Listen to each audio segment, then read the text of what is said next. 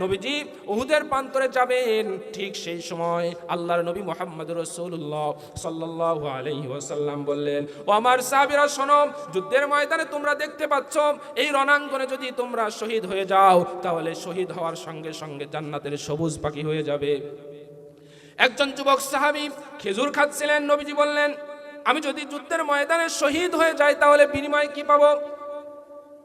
বিনিময়ে আল্লাহ পাক আমাকে কি দান করবেন? তখন নবীজি বললেন, বিনিময়ে আল্লাহ পাক রব্বুল আলামিন তোমাকে জান্নাত দান করবেন, যেই জান্নাত সর্বনিম্ন জান্নাত 8টা দুনিয়ার সমান। জোরে বলেন সুবহানাল্লাহ। ওয়াসারিউ ইলা মাগফিরাতিম মির রাব্বিকুম ওয়া জান্নাতিন আরদুহা কাআরদিস সামাই ওয়াল আরদ। রব্বুল আলামিন বলেন, এই আসমান জমিনের চেয়ে এরকম অসংখ্য আসমান জমিনের চেয়ে পৃথিবীর চেয়ে বিশাল হলো জান্নাত। নবীজি বললেন, এই জান্নাতের চেয়ে তুমি বড় জান্নাত, 8টি জান্নাতের চেয়ে 8টি দুনিয়ার চেয়ে জান্নাত বড়। এরপর এরকম অসংখ্য জান্নাত তোমাকে আল্লাহ পাক দান করবেন। সাহাবী বললেন, আমি যখন খেজুর খাচ্ছি, এই খেজুর খাইতে খাইতে যুদ্ধের ময়দানে যদি আমার দেরি হয়ে যায় তাহলে আমার তো শহীদ হওয়া একটু দেরি হয়ে যাবে, আমি দ্রুত শহীদ হয়ে আল্লাহর কাছে যেতে চাই। এই চিন্তা ভাবনা করে রণাঙ্গনে চলে গেলেন।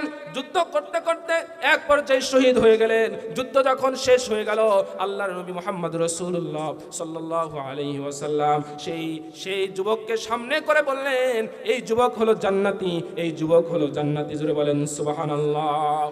আমাকে শহীদ করে সেই মিছিলে শামিল করে নিও, যেই মিছিলের নেতা আমির হামজা খুবাইব খাব্বাব আল্লাহর কাছে ছিল অতি প্রিয়, শামিল করে নিও। আমাকে শহীদ করে সেই মিছিলে শামিল করে নিও। জোরে বলেন আমিন।